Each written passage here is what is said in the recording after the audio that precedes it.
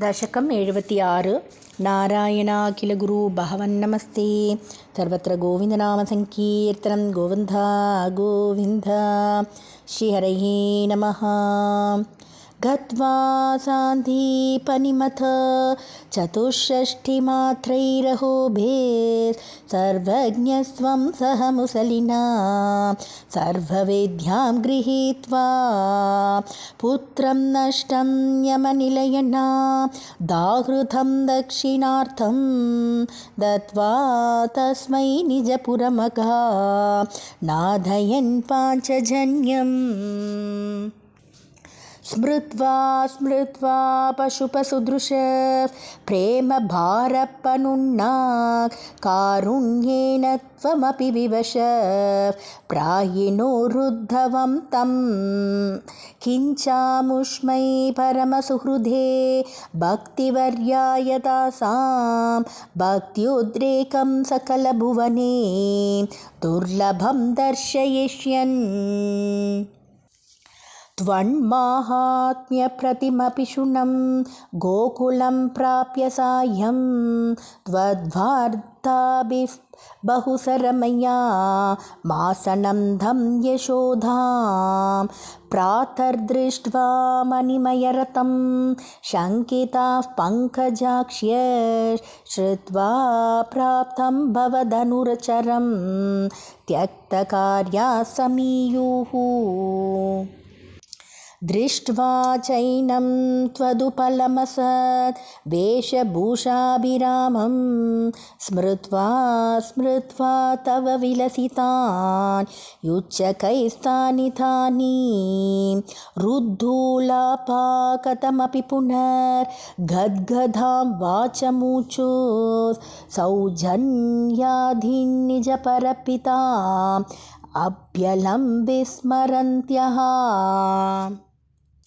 श्रीमन् किं त्वं पितृजनकृते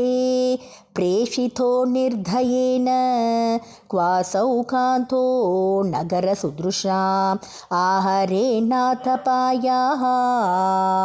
आश्लेषानाममृतवपुषो हन्तते कम्बनानाम् उन्मादानां कुहकवचसां विस्मरेत् कान्तका वा रासक्रीडालुलितललितं विश्लतत्केशपाशं मन्दोद्भिन्नश्रमजलघनं लोभनीयं त्वदङ्गं कारुण्याब्धे सुकृदपि समा लिङ्गितं दर्शयेति प्रेमोन्मादात् भुवनमदना त्वत्प्रिया स्वां विलेपुः एवं प्रायैर्विवशवचनैराकुला गोपिका सा त्वत्सन्देशैः प्रकृतिमनयत् सोतविज्ञानगर्भैः भूयस्ताभिर्मुदितमतिभिस्त्वन्मयेभिर्वधूभिः तद्वार्ता सरसमनयत् कानिचिद्वासराणि त्वद्भ्रोद्घानैः सहितमनिशं सर्वतो गेहकृत्यं त्वद्वार्तैव प्रसरतिमितः सैव चोत्स्वापलापाः चेष्टाः प्रायस्त्वधनुकृतयस्त्वन्मयं सर्वमेवं दृष्ट्वा तत्र व्यमुहदधिकं विस्मयादुद्धवोऽयम् राधाया मे प्रियतममिदं मत्प्रियैवं प्रवीथि त्वं किं मौनं कलयसि सखे मानिनी मत्प्रियेव इत्याद्येव प्रवदति सखी त्वत्प्रियो निर्जने माम् इत्थं वादैररमयदयं त्वत्प्रियामुद्बलाक्षीम्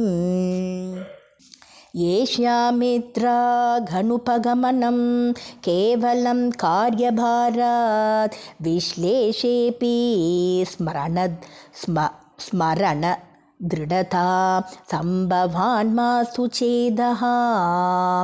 ब्रह्मानन्दे मिलति न चिरात् सङ्गमो वावियोगस्तुल्यो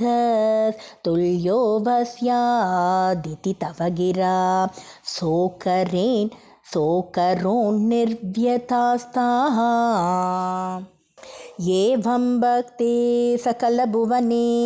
नेक्षिथा न श्रुता वा किं शास्त्रौघै किमिह तपसा गोपिकाभ्यो नमोऽस्तु इत्यानन्दाकुलमुपगतं